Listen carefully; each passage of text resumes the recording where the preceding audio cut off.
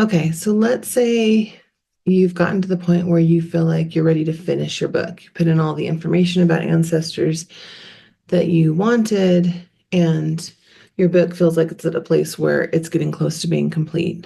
Now let's talk about if you wanted to change design things about your book, what do you do? Let's start with this cover image. So move this up a little bit. So the cover page that comes with the Canva base book template looks like this. It's got this tree with little birds and butterflies, and then a suggestion for family tree name in the same font that we use on the ancestor pages.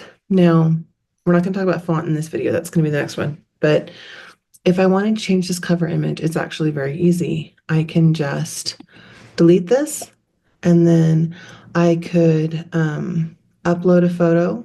I've got these photos here that I uploaded before. I don't know that I would want to use this photo, but since he's the root person, let's say I just, um, you know, use that photo, and then I could move this. Oh, grab the wrong thing. I could move this down if I wanted to and say um, the family or the ancestors of James Kennedy Gordon. That could be something. I could move this text box and change that text around, and I can use these like little guidelines that show up to tell me, what's in the middle. That could be something that I could do. Let me undo that real quick.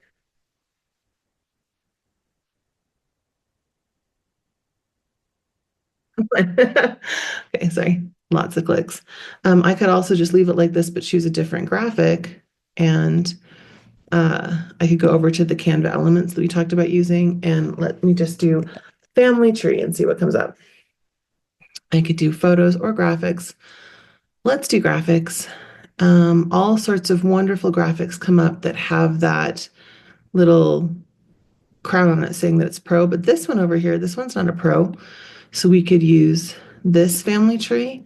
And you can see that one of the nice things about this one is you can pick the color. So you could go up here and you could change it to pink or blue or whatever, and have that, especially if you wanted to change the color on your pages. So some of the graphics will have that option. You are not stuck with this particular image. You can go ahead and change that cover image to anything you want. You could also, you can get rid of all of this and use just a great big photo if you want. If you didn't want to have any writing on the front of the family history book, then you could do that.